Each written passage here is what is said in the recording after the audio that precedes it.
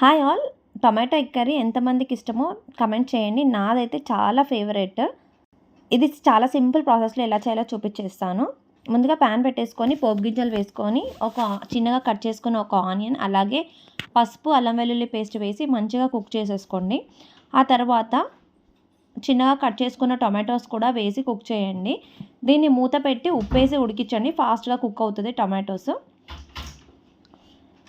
టమాటోస్లోని water అంతా దగ్గర పడే వరకు ఫ్రై చేసుకుంటూ ఉండండి, ఆయిల్ అంతా పైకి వచ్చే వరకు. ఈ కర్రీ చపాతీస్లోకి, రైస్లోకి, అలాగే జొన్న రొట్టెలోకి అయితే చాలా చాలా బాగుంటుంది. మీరు ఒకసారి ట్రై చేయండి. అలాగే లాంగ్ వీడియో కూడా నేను పోస్ట్ చేశాను, ఒకవేళ క్లియర్గా కావాలంటే అది చూడండి.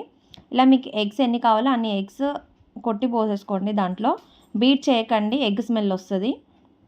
స్లోగా దీన్ని ఫ్లిప్ చేయండి ఒక 5 మినిట్స్ తర్వాత. ఇప్పుడు కొంచెం కొత్తిమీర, ధనియాల పొడి, అలాగే కొంచెం గరం మసాలా వేసి మళ్ళీ ఇంకొక సైడ్ ఫ్లిప్ చేసేసుకోండి.